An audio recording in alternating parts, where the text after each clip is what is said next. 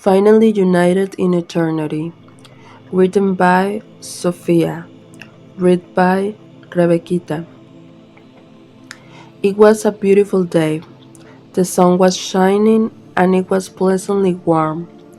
Actually, any day could have been like this here in heaven. But Castiel had noticed over the time he had already spent up here with Dean that seasons still existed. Maybe not as extreme as they could be on Earth, but they could be felt here as well. Dean loved it when he could ditch the thick jacket and roll up his shirt sleeves in the spring. When he was outside most of the day in the summer, swimming, sunbathing, or working on his car. When he could walk outside in the fall and watch miracles roam through the colorful leaves. When he could rush through the snow in the winter and come home with red cheeks. When he could do all the things now that he had been denied on earth in terms of freedom and joy.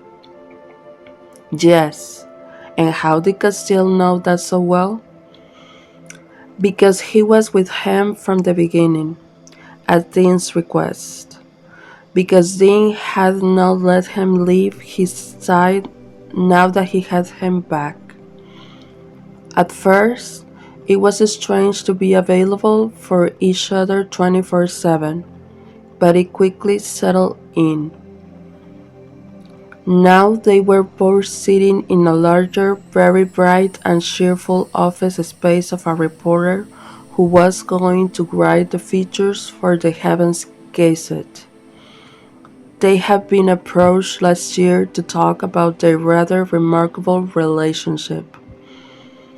After the initial shock of having reporters in heaven, however, Dean had immediately been against it and Castiel had put the two reporters off, saying they would get back to them. That had been in the fall, and when the winter had come, Dean had agreed to the interview.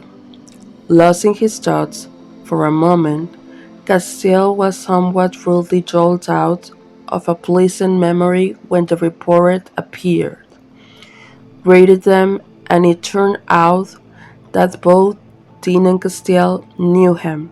The reporter was in fact a she, and both of their eyes nearly fell out of their heads.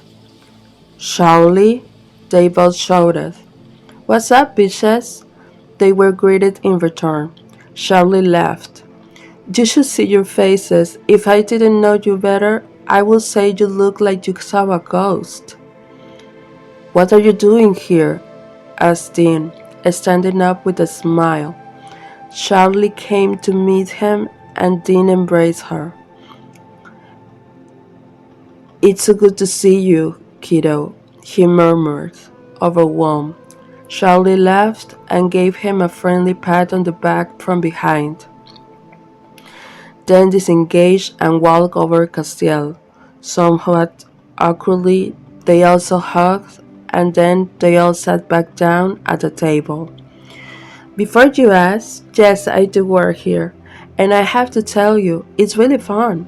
I always find out about the people beforehand, and if they don't want to tell me something, I share with them what I know. It's fun every time." She laughed, and Dean looked at her, bewildered. "Dean, this is a joke, but saying it, I could move people to share more after all. That's how good stories come about." "That's very close to blackmail," Castiel now interjected. "Is that what we do?" Charlie smiled. "You could," Charlie said noncommittally. "But with you two, we don't need research. It was obvious from the start. I could publish the article without you guys, but my bosses don't want that." She shrugged as if she couldn't understand. Then she smiled again and looked at Dean and Castiel. "So pretty ones, let's get started." The next morning, When they were sitting at the breakfast table and had sat down so that they could both look at the newspaper, they were astonished. Charlie must have left it on the doorstep during the night, because when Dean and Castile took Miracle out for their morning walk, they found out, lying on the doormat, what they found was not a normal dull article like in any other newspaper. No, it was a poem. Excitedly, they began to read. One had never believed in angels. The other had never believed in the abilities of men. One saved his brother and went down. The other followed him and brought them both back up. One stepped with a knife straight to the heart. The other smiled and pulled it out again. One thought he was doing the right thing and drove him away many times. The other left and yet came back again. One never said a lot and yet showed a lot. The other never said much either. He didn't learn otherwise but showed feelings early. One didn't know how he didn't learn otherwise and often got lost. The other tried to learn and tried to help him find the words they longed for. Years came and went. Disappointments, quarrels, and misunderstandings with them.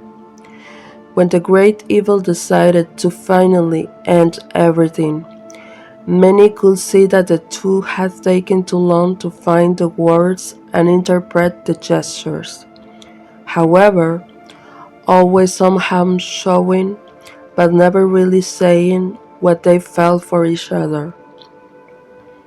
Time passed, filled with doubts about what was real, although they died, tragically and heroically. One and the other, they nevertheless found together, through the son of the other, who was now the great God. An epic love, one between a human and a celestial being. It began through commitment and rebellion, was settled in the flames of evil, grew for years, and found its final place in the light of good. They had passed through fire and torture, swum through deep waters, almost suffocated in grief, separated by disappointment, broken by doubt. Dean the human and Castiel the angel are now finally happily united in eternity.